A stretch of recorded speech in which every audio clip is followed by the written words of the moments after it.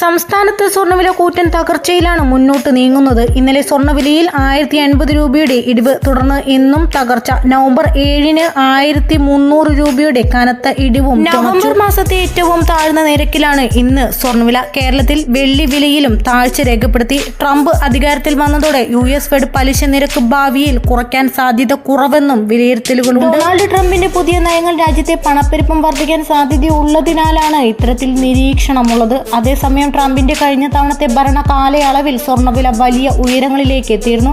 ട്രംപിന്റെ വിദേശ നയം സംബന്ധിച്ച വിഷയങ്ങളാണ് ആ കാലയളവിൽ സ്വർണത്തിന് കരുത്തേകിയത്. ട്രംപ് പ്രസിഡന്റായി തിരഞ്ഞെടുക്കപ്പെട്ടതിന് ശേഷം ക്രിപ്റ്റോ വിപണിയിൽ വലിയ കുതിപ്പാണ് പ്രകടമായത്. ബിറ്റ്കോയിൻ റെക്കോർഡ് നിലവാരത്തിലേക്കാണ് എത്തി നിൽക്കുന്നത്. പ്രധാനപ്പെട്ട ഒരു വിഷയം US ഓഹരി വിപണികളിലും വൻകിട നിക്ഷേപകർ ഉൾപ്പെടെ പണമൊഴുക്കുന്നു.